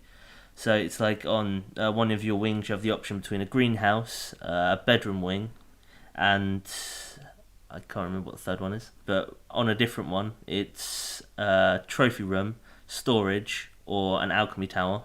Right. And on another one it's an armory, a kitchen, and I can't remember the other one on that. So are you saying that those sections, can I not have a kitchen and a greenhouse? You can, because they're on 2 separate wings. They're 2 different right, wings. Okay, I see. Yeah. So each individual wing gives you 3 separate options. Yeah. Right. And there's 3 different wings that you can pick. So Yeah. you can have like a kitchen, a bedroom, and an alchemy wing. But I can't choose, say, the style of the house. Or... No, it's a default style. When it comes to furniture, you build the furniture yourself, so you can choose which bits of furniture you actually want in each. Okay. It puts a workbench in each room, and it gives you a list of what you can put. So like chests, display cases, all this. You can put all of it in there, or you can just put in bits that you want, and then it has places where it all goes. But it's like you can put whatever you want in there, so you put wardrobes and things like that. So does it give you different material options for furniture? So you can't have like dragon bone chairs. No, it's all default. They made it so it's simple. So they just use lumber and things like this, bits and pieces. They're easy to get hold of. Right. So you've not got like the flexibility of, say, building a house in The Sims, where I can literally do whatever I want with the stuff. No, it is limited. Okay. In a way. I mean, that's the thing I find the most... I mean, I suppose it doesn't matter too much because the game is single player only, so no one's ever going to see your house. Yeah. Right? But it does sound like a lot of people are going to have kind of the same houses. Yeah. Very similar at least. Obviously, the wings being the only different things varying between houses. Yeah. The 3 different plots of land all have their own unique part as well. So one plot of land has... a bee's nest, so you can get honeycomb and bees from it. Another one has a fish hatchery, so it's like connected to the water, and you get fish in there. Those are like little mini games that you can play, right? That gives They're you not even mini games. It's just like you go down and you can just collect from it. Right. It's just it's a basic resources. Basically. So there's not really. I mean, when I initially saw this, I thought there was more of a sort of Animal Crossing vibe to it, of just tending to my property. There is in a way, because you can get animals and things like that, and it gets attacked at certain points when you come back. So I came back and there's a troll coming towards my house and things like this. Okay. And when you get your children, it gives you if you adopt, because you can not adopt up to 2 children. And when you adopt the children, you can buy them new clothes, you can buy them toys like wooden swords, dolls, things like this. And they'll come to you as well if they find an animal and ask if they can keep it as a pet, bits and pieces like this. It sounds strange. It sounds really weird. So the children don't really serve any purpose apart from just adding to this fake role playing of your house. Yes. Yeah. They're not. They can't come with you on missions or anything. No. It's far more like the Fable children in kind of. Yeah, but at least they took stuff from you, right? You affected their growth, I suppose. Yeah, to a degree. Fable, yeah. But this is saying there's none of that. It just seems odd that it all seems geared around you playing make believe with a home. Yeah. And pretending that all this stuff's there. It seems like a strange, like for people that have put loads of time into Skyrim and are still in there. It's kind of like at that point you must presumably be role playing to a degree, and this allows you to flesh that out a little bit more and go, yeah, I kind of live here. This is mine. It gives you a bit of ownership, but nothing really is ever going to happen to it. It kind of feels quite isolated in terms of. It's still quite separate from the game. You need to appreciate that this was a game jam development. It's not like it was something that was pre-planned while they're building Skyrim. No, but and clearly because it doesn't it's just bolted on. Yeah. But I just think I don't know what the point of it is then in that respect. Like I could understand if you were playing from the beginning, if you got this before you'd even played Skyrim and going through the entire game that way, building up your house, that'd be kind of cool. But for afterwards, it kind of seems a bit strange. Yeah, okay, if you're still playing, great, but. This isn't. Well, I guess what I'm getting at is this isn't going to give me a whole bunch of new stuff to do. Yeah, it mainly is like you were saying for someone who's playing again. Yeah. So if someone wants to start a new game, they can get this. Which people do. That's that's cool. I just don't know. It seems like an even more shame that largely your house is going to look sort of the same as my house. Yeah. And we're not gonna have anything. You feel like they could have got more creative with it. Yeah, but again, you don't know what the plans are for this piece of DLC. There might be that they do absolutely nothing with it. This is it, and that's the end of it. But it might be that more elements creep in with other pieces of DLC. Yeah, I would hope so. I have a feeling probably not. Yeah, but it would be nice if they, it sounds like I was hoping there would be more sort of Farmville stuff in there, sort of like just constant stuff. I'm not even playing the game anymore. I'm just going to stay at home. I'm growing crops. I'm looking after my kids, and it's giving me a sort of a meta game to play, which would just keep me involved and keep me going in Skyrim until whatever. Your Skyrim retirement plan. Yeah, why not? Why not? Give it without it being an online game. You want people to just sink as many hours in as possible, right? Just keep playing it, and this seems like a perpetual thing to do. There's no end to it, but you could keep doing it. But it doesn't sound like it is quite that. Which it seems like a bit of a shame. It's a small distraction rather than a distraction. It'd be interesting to see how many people buy it. Yeah, because it's that whole sort of like, are you still playing? Are you interested in this? I don't know. I'd be curious. It's horse armor, man. It's horse. It's like horse armor, but priced. At least the price is okay. But it seems like it's more to that sort of It's kind of unnecessary, but if you want it. Yeah. I've never brought the Horse Armor for Oblivion. Every single other piece of DLC I have, just not the Horse Even Armor. after it dropped in price. Yeah, even though I keep wanting to go back and buying it just for the fact that I have all of it, but I never have. But yeah, I quite enjoy playing, because I started a new game to play this because my other one was just terrible at its point. I just wanted to start again anyway.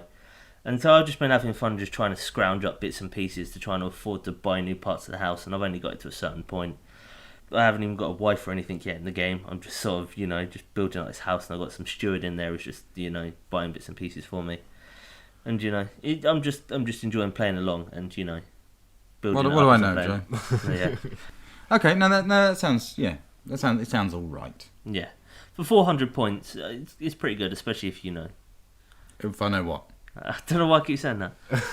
All right, cool. Well, let's talk about something else you played. Then you this came up today. I haven't had a chance to check it out, but you played the F1 2012 demo. Yeah, so I played it this morning for about half hour. What was that like? Because the last F1 game was pretty good. It was really slick. I remember the last F1 game kind of just looked like watching the F1. Yeah, it's just more of that again. So it's still really shiny. Looks really good. They are doing really well with this franchise, with like its looks and adding the new bits as the seasons go on. So they add new features and things like this. Do you need to be an F1 nut to play it? You don't, no. I never watched an F1 race in my life, and I really enjoy it. I played the 2010 one. I never really got on with F1 games too much because it's the racing game that I've played the most. Any F1 game, it's the racing game I've played the most. Where what I tend to do is turn around and go the other way around the track and just try and make a pile up. Because F1 games are a bit. They can be either too simulating, too harsh, and your wheels come off all the time, and then you're like, oh, I'm screwed. Or you just you drive on the grass and your car spins out. Yeah, exactly. And the races are really long. Yeah. And there's not a lot for me in them. And everything's just grey and green. Yeah. What they have done quite well with this is what they've done in the last ones was you don't have to play the full race. So what is it, like 49 laps? They've cut it down so you can just do 5-lap races. Yeah. So you can fly through the seasons a lot quicker. Who is it? Who's made this game? Is it Codemasters? It's Codemasters. It is Codemasters. Yeah. Is there a story going through? I think before I have a feeling for some reason the last one there was like a campaign story that went through the whole thing. There is a career. You create your character, you name him, pick his helmet, and then you just start off as a rookie. There's no real story to it. You're just a new member to the race team. You get emails and things, and you're just trying to work your way up the ladder, become a better racer, get to a better team. Because it was like what Race Driver did, wasn't it? Race Driver did the story thing. It almost gave you like a wrestling style, like the wrestling games have a campaign they go through and with backstage stuff, and so Race Driver did that sort of thing. So so like that's what I'm kind of up for. Yeah. I want like my main character to sort of like have problems at home and an enemy, a sworn rival, and they sabotage each other's cars, I want like a soap F1 opera drama, like a soap opera racing game. Yeah, why not? I want more of a career mode where you have your own F1 team. You're still racing for them, but you're just trying to build up your team itself. So on management level. Yeah. But it's like you don't have to do it. It's just that extra level that you could do. So, doing research on cars and things like that. Okay. But this demo, it's added a new feature. It's like a young driver's test center is how the demo starts. So it's just like teaching you how to do hairpin bends and teaching you about the race lines and teaching you, that you don't accelerate as soon as you come out of a corner, otherwise your car spins out. right? And it sort of grades you, gives you medals, things like this. And I think it's like a license system they've now added into into F1 because people are complaining that it's too hard to go straight into because there was no sort of middle level with sort of a tutorial or anything. It was literally just dumps you in the game and expects you to know what you're doing. So this it was quite good. Yeah, it just gives me horrible flashbacks to sort of like Driver. Remember the first Driver when you had to do that license test before you could go out, and some people didn't even get to play Driver because they couldn't do the license testing. Yeah, in the I always car had park. the issues with on Gran Turismo. Gran Turismo had a similar thing, as well. And what sort of driving assists were they? Were they sort of automatically on? Is there because often F1 games have like auto braking and obviously a racing line that you follow. Yeah, so it has all of that. So it has your auto braking, your ABS, all the standard bits and pieces driving wise. It has the 3D racing line now. So it comes off the road instead of just being a line on the road. And as you get closer, it goes down and it just adjusts colour depending on how well you're doing. Nice. And it looks cool, I guess. Yeah, it looks good. That was always the biggest draw for me. The F1 games always look good. Yeah. Just a good-looking testaments to the system. Again, with Gran Turismo, I find that they don't look that great when you're actually playing them, but the replays just look fucking fantastic. Yeah, that's always. It looks like you're just watching telly. Always been a big fan of replays, though. Yeah. Love them. Absolutely love replays. Doesn't matter what it is. I'll just always watch a replay. freaking love a replay. When we always talk about a racing game, we say that generally play in cockpit view. Yeah. Have you played one of the new F1 games in cockpit view? No.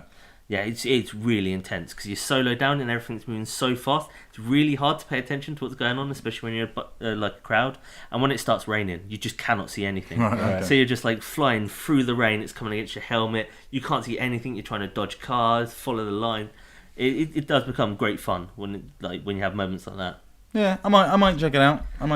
Yeah, after playing the demo, I was tempted to go and pick up 2011 because I only played it for a little while. You can get it cheap as well. You Yeah. can literally find that anywhere. It's not. Yeah. It's not too much of a problem. All right, yeah, one to watch. It's very niche, but there's a big market. Like snooker games and F1 games both do really well. Yeah. And it's like not really interested, but that's cool. All right, well we should talk about Xbox Live. I keep saying Xbox Live at the beginning. I don't want to say that. I'm going to explain this now. I keep saying Xbox Live Indie Games Uprising 3. The reason I don't want to say it is because Xbox Live has nothing to do with it. Microsoft have not supported the Indie Games channel anywhere near as much as they should have done. And they don't push indie titles. So it's unfair to make this a Microsoft promotion because it's not. Indie Games Uprising 3 is completely independent. It is community driven and it's awesome, right? Started yesterday. We've got to talk about a couple of the games. Weirdly, actually, Indie Games Uprising 2 was advertised on the dashboard. Okay. Not this one though now, and it just seems like It seems odd. seems like the perfect thing for Microsoft to push indie games Yeah, with. 'Cause exactly. There are some gems in the indie games market, and things like Dream Build Play, the contest that they do. Gateways is one of the winners from that this year. It makes sense for them to publicise it, but they don't. So we'll do that here. Anyway, yesterday the first game came out when it all kicked off, which was it's called qrth-phyl. I'm going to say qrth-phyl, which is a bad start from the beginning. Because, man, I can't pronounce your game. I struggle to spell your game. How am I going to tell people about your game? In Welsh. Yeah. Yeah, exactly. It's like Welsh Klingon. But anyway, this game's quite cool. It may not be for everyone. I picked up. You picked up as well, Joe. Yep, I picked up. And it's the first thing you notice when you turn it on is wow, quality game. You can tell from indie games from just like the menus and the sound and the portrayal stuff. You're like, yeah, this is solid. But then when you get into the game, it's basically Snake. Yeah, it's like 3D Snake. Yeah. So you start off on your level. I say it's Snake. It is Snake. You are a snake going along a 2D plane, collecting the pellets that you would as a snake, and as you do, you get a little bit longer. Yeah. You collect all of them, and then the level progresses, right? The way that it shows that is like a grid in the bottom right-hand corner of squares, and each time you pick up a square, it fills it in. And so once you've filled that palette, it will open up a door in the center of the map, and you go through that onto the next level. Right.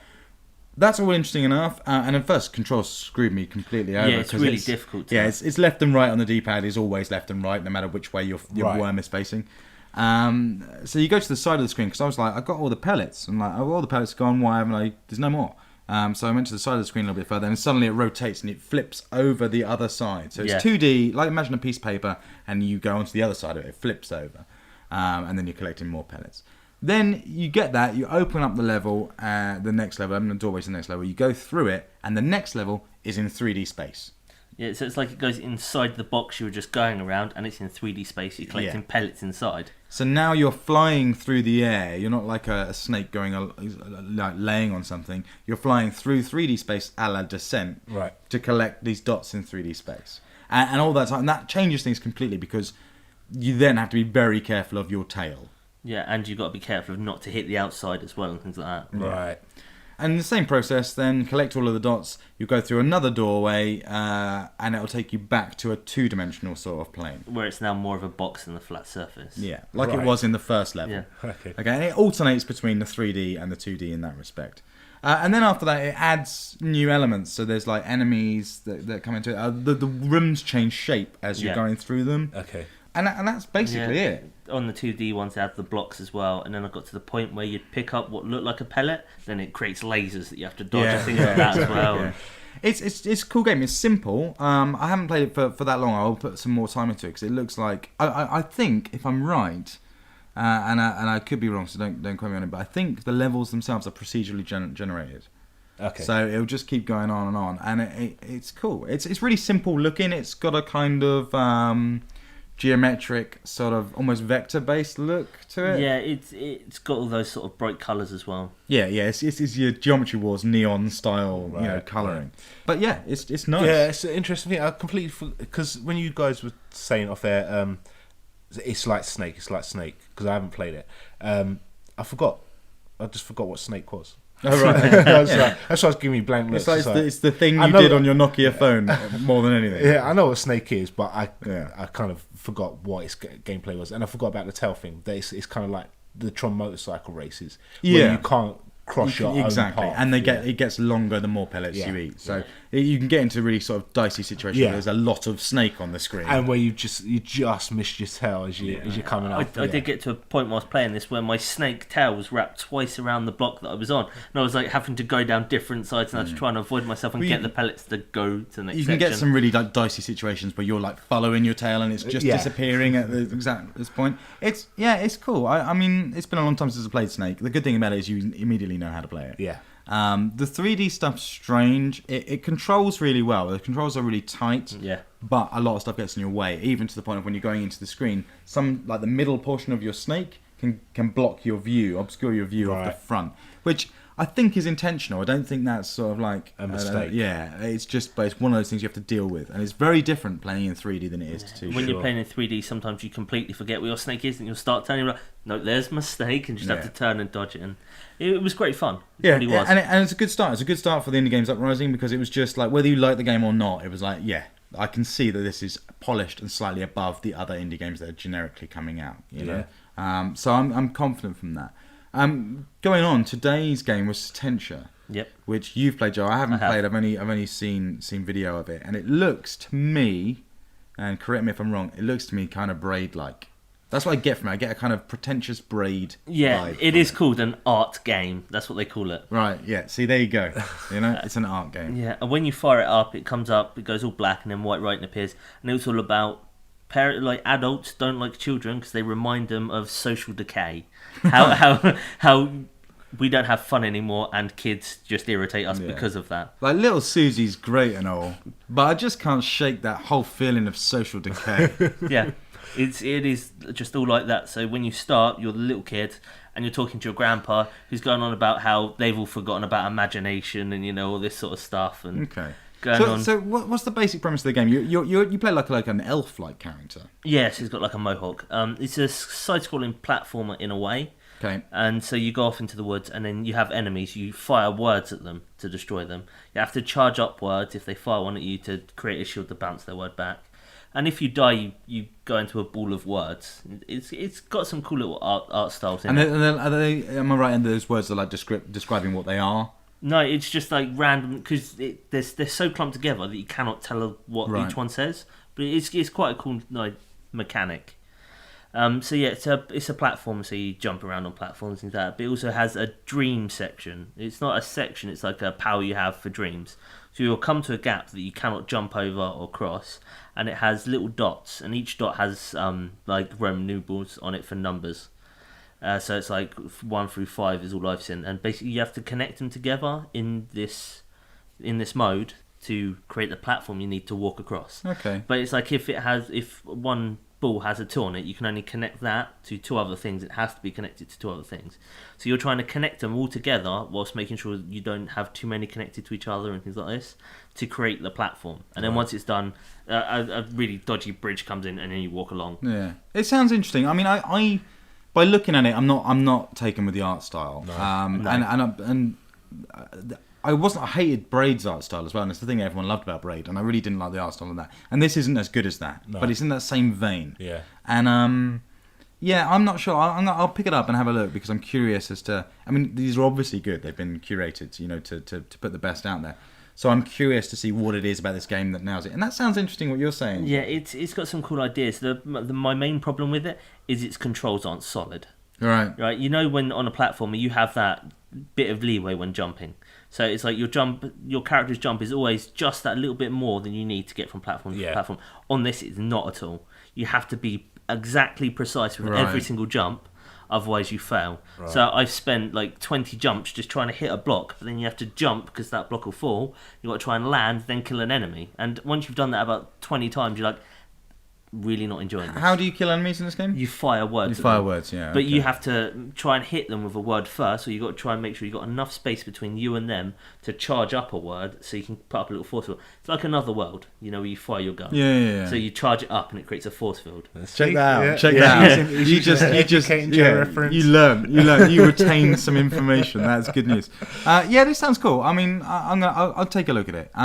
It's a strange start to Indie Games Uprising, because these aren't. I don't feel like these are maybe the most accessible of the games. Or the strongest, certainly. I think they may be holding those back for later. Yeah, we'll see. I mean, tomorrow's game is Die Hard Dungeon, which I'm really looking forward to, and I can't remember what else is coming out this week, because City Tuesday is the one we're all looking forward to, which is next Tuesday. Yeah. So there's some good stuff, and everyone should check it out. It's a bit of a shame, I must admit, when you're going through the Indie Games channel now, that the Indie Games Uprising games aren't called out in any way. It would have been nice if they could have all added like a sticker to their artwork to say that they're part of the promotion. Yeah, definitely. But, you can find out. We've got the full list on our site, or you can go to indiegames-uprising.com for more details. So it's definitely worth checking out. And all these games, you can buy them for like less than like 10 quid or one something. arcade game. It's crazy. So it's definitely worth a look. One thing I wanted to talk about, actually you've reminded me with Sententia a little bit, although it's not very similar, and I sadly can't remember the title of this game. I'll have to try and look it up. But it's an indie game that it's very short. It's on PC, and it screws with you with your emotions and the direction of the video game. So basically, what happens is it's a side-scrolling platformer. It's an art game as well, Joe. And you start off, you're a little dude, and you run from left to right as you would in like a Mario game, and there's little enemies on there, and you jump on all their heads. You go bang, bang, bang, jump on their heads like Mario and kill them all, and then get to the end of the game, get to the end of the level, and the level ends, right? And at the end of the level, it goes, great, you just killed all your friends. And you're like, what? And it's like, yeah, no, we didn't tell you shit about these things. You just started jumping. You just turned into a maniac and started jumping on everything. What is wrong with you?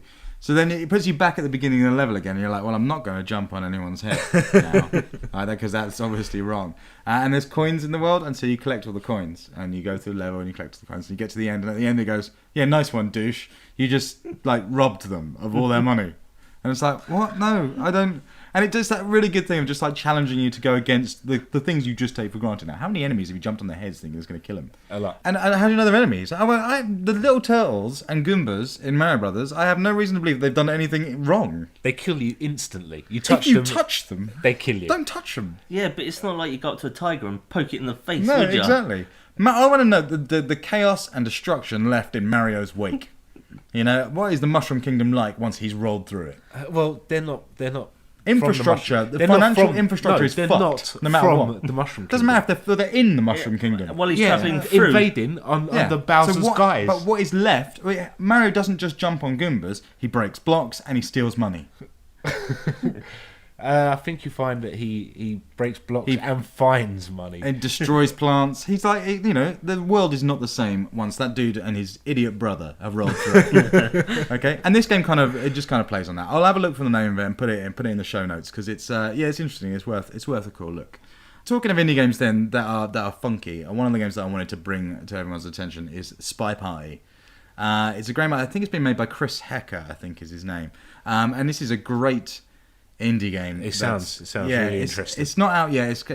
They showed off at PAX recently, and I still think it's got a little way off. But basically, it's called Spy Party, and it's a 2-player game where one player plays as a spy and the other player plays as a sniper. Okay, and the setup is you're at a party. You get to see like it's not you almost see it sort of from a 2D plane looking into a party room. Yeah. And it's one of those swanky parties. It's been on for a little while, and people are doing their own thing now. People are chatting, people are looking at books on a bookcase, and just generally sort of milling around and whatever. And as a spy, as the player playing as the spy, you have to infiltrate this party. You're in the party. You're a guest. Okay, you look like everyone else. You choose your character. You could be anyone, right? And you have tasks you got to do. You maybe got 5 tasks you got to do, which might be like move a microfilm from one book on a bookshelf to another book on another bookshelf. Or you might have to bug a vase, or talk to people and do certain things. You got tasks you got to do, and while you're doing that, the other player is a sniper watching the party through a sniper rifle, okay, with 1 bullet, and all they have to do is they have to figure out which one of those people in that room is the spy, is the other person, and then shoot him. They get one chance. And all the other players all the other NPCs do stuff that you'd be doing. They go up to bookcases, they remove books, they talk to people, they hang around areas. And so as the spy, you're playing the game, but trying to pretend to be an NPC. So the way you move your character and the way you move around and the amount of time you spend doing stuff, you're constantly thinking about of like, do I look too human? You know, and as a sniper, you're like looking like, did that look like a natural movement, or did that look like something the computer's programmed? And you just reading it, and then you just like, once you figure it out, you're like, I'm watching this dude, I think I know it. Yeah, I'm gonna take my shot. But you can only watch, obviously, when you're the sniper, you can't watch the whole room at once. So yeah, you're not seeing everything. Yeah.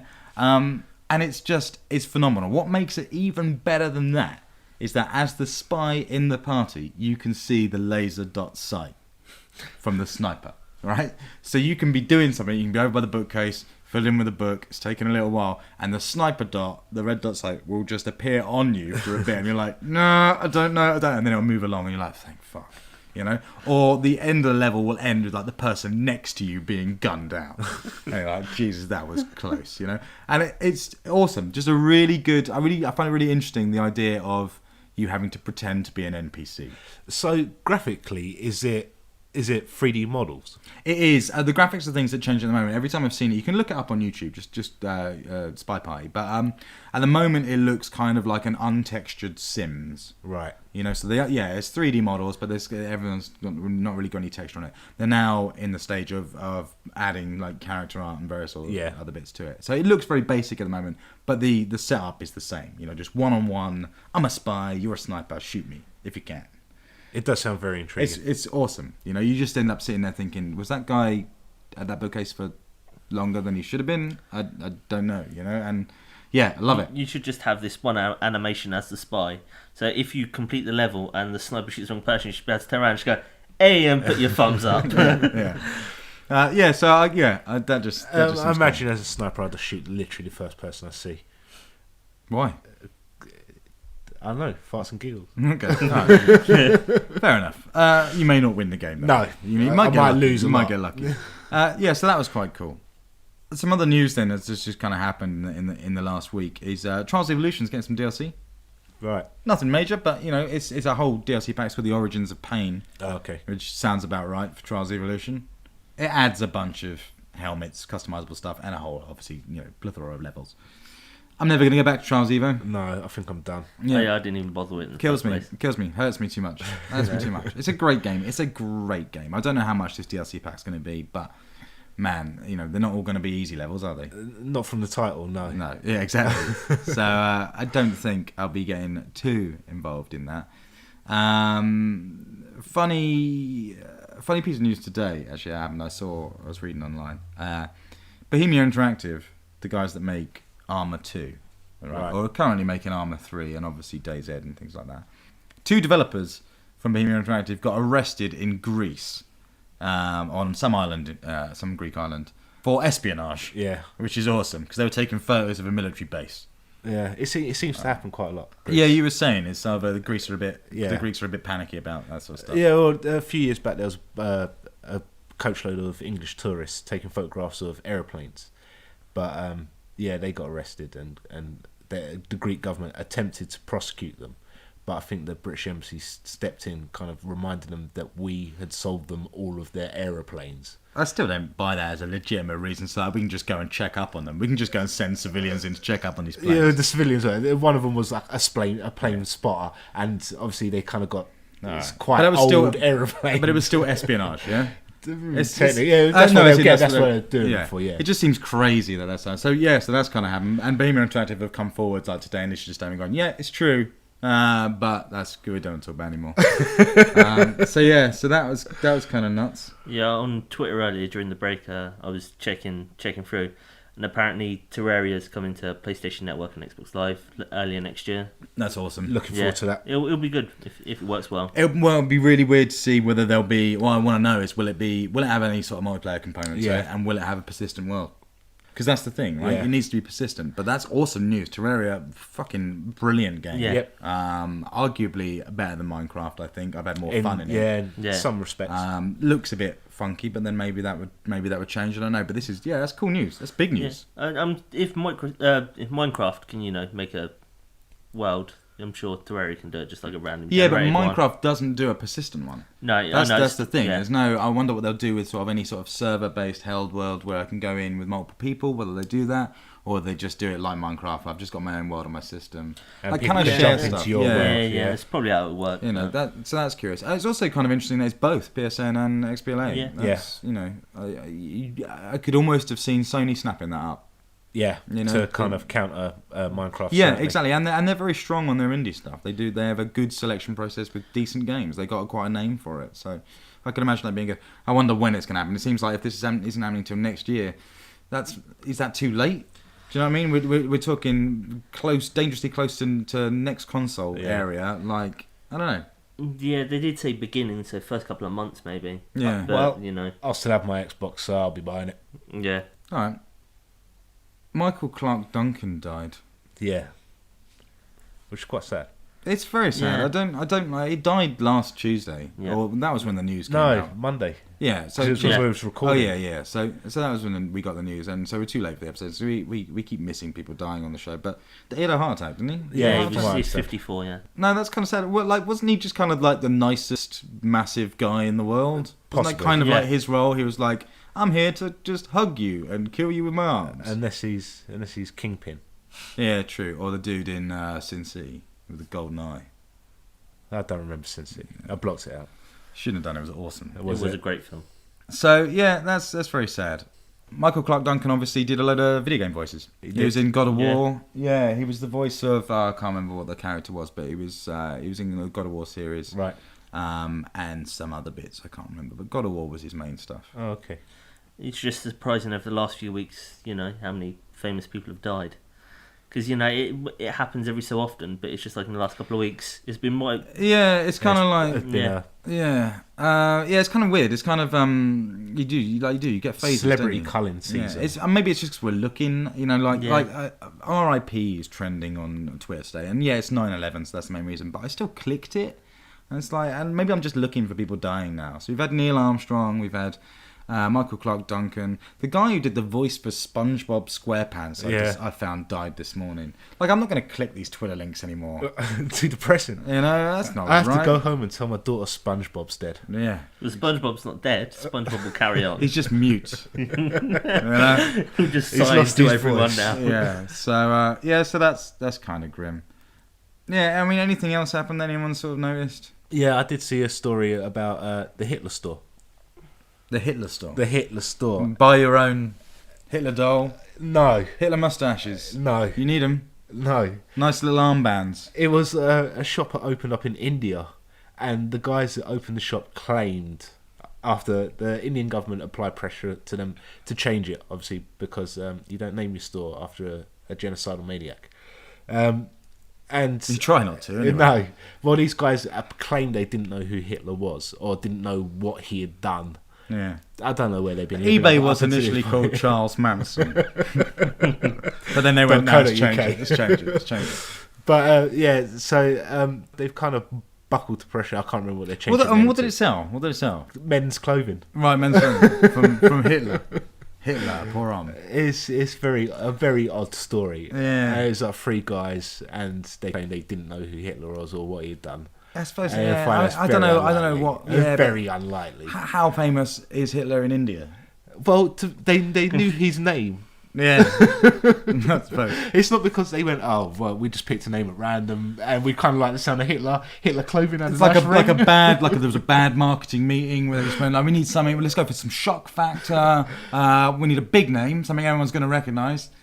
Hitler. Let's go with Hitler. Yeah, So that's a good they idea. they knew the name enough to know that it was going to get them attention. And it did. Yes. Yeah. I don't know if they're happy with the attention.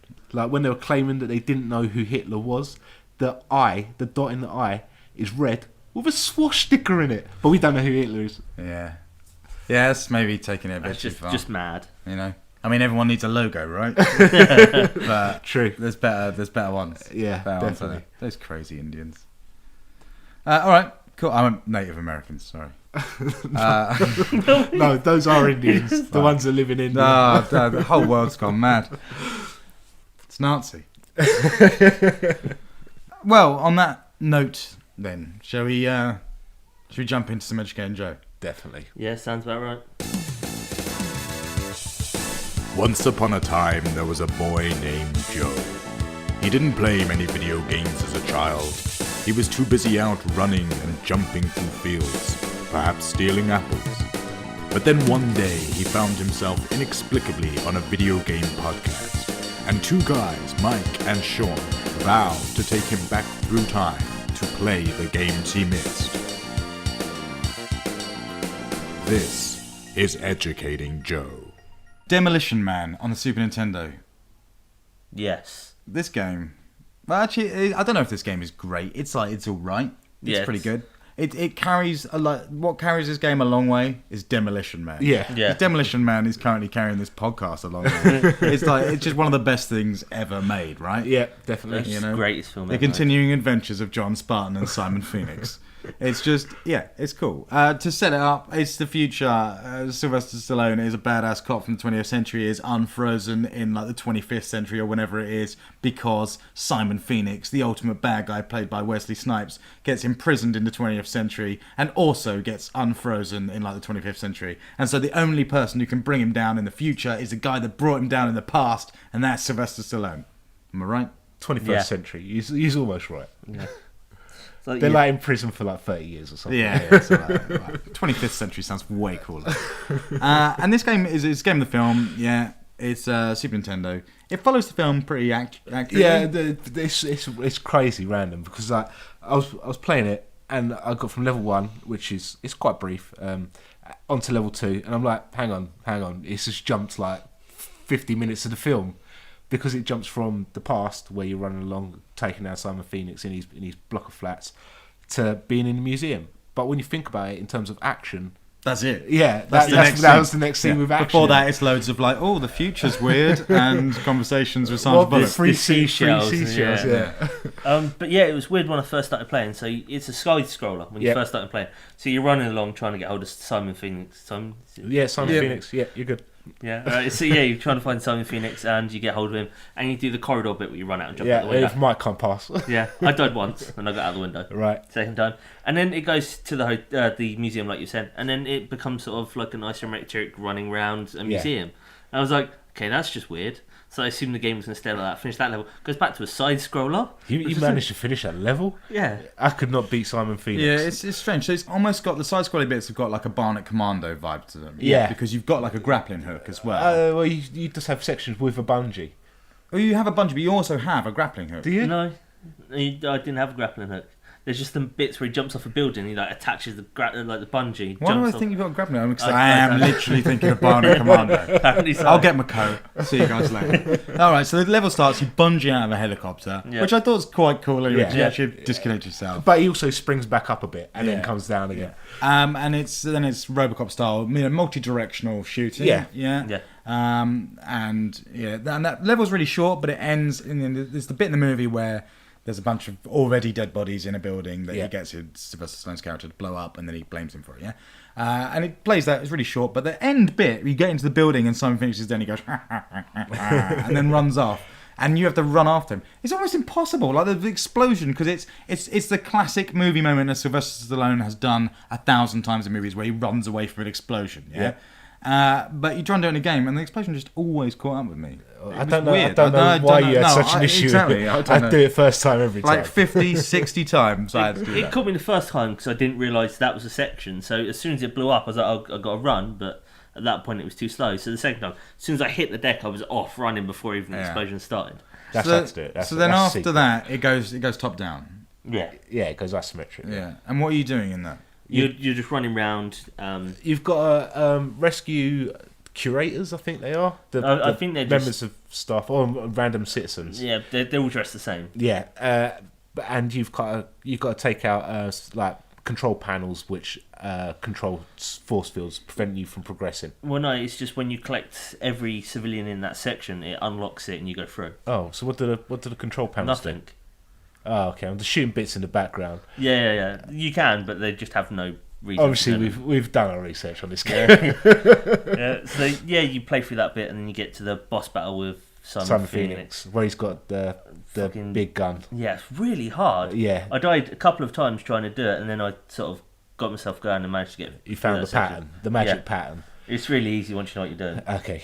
So you get through that bit, and the glass smashes, and you end up on the side-scrolling section, which is the bit underneath where you're fighting. The scene, the LA recreation scene from the 80s. Which just seems to go on forever and be full of people that weren't there in the film. Oh, Don't know right. how it happens. It's video game. Yeah. Artistic licensing. But what I loved was, I think that's where I got to and gave up because there was this really hard bit where you got to try and make a jump and it's like some barbed wire or something and it kills you instantly. Okay. But after you die like 5 times, the picture of Simon Phoenix comes up with he's holding his gun and he goes, "You sure you want to continue?" It's just like, yeah, sure, I'm going to take it on. That's the best bit about the game, I think. It's got a lot of sound bites and it's got a load of images, still images from the movie in it and stuff. Yeah, it doesn't say anything. It's just the picture of Wesley Snipes on the gun. It's just got the old bit of writing. It's quite a good game. It's weird. I mean, I still find it strange that the Demolition Man game came out on the SNES anyway. But we've talked about it before. That there were previously a load of inappropriate games on there. I kind of like this. I only like it because of Demolition Man. Yeah. Yeah, if it wasn't Demolition Man, it'd be a terrible game. Exactly. Even though it is Demolition Man, it's terrible. Yeah, and it's not terrible. But I mean, weird things it has to do is like obviously Demolition Man is Sylvester Stallone versus Wesley Snipes. Yeah. And you need a stack ton of enemies to take out in this game because it's a game. Yeah. So there's a whole bunch of like, who are these dudes? Who are these like evil SWAT members? But that aside, Well, at one point, Simon Phoenix does release loads of other people. actually, I suppose there is that. So none of us have seen the end of this game. I'll be curious to know where it goes. I'll be curious to know if there's a driving section because there is a driving section in the film where they've got a car and it fills up with foam and stuff. Yeah. I'm not really too concerned. I just want to go home and watch the film again. Yeah, exactly. I think that was kind of the main thing for me. See some classic Dennis Leary being Dennis Leary and an early young hot Sandra Bullock. Yeah, that's all I need. She's hot in that movie. We really blowed those guys. Yeah. And Taco Bell has taken over. Are there Taco Bell references in the game? Yeah, I don't know. No, I don't know. No, I don't know if the license extends that far. Maybe not. Yeah, it's Demolition Man. It was a bit of fun more than anything, really. It's weird that it exists. I don't know what the movie was. Was it an 18 or a 15? I have a feeling it was a 15. 15, yeah, I watched it in cinema. Yeah. So it's not too much of a stretch, but it's still a strange property for a game. Great start, great open to this game. I freaking love that opening. Yeah, it's good. The gun power-ups are weird, so you pick up the guns, but they last for a very short time. It's like when you're playing the first section, you pick up another pistol, and it gives him dual pistols, and it's really powerful, then it disappears after like 5 seconds.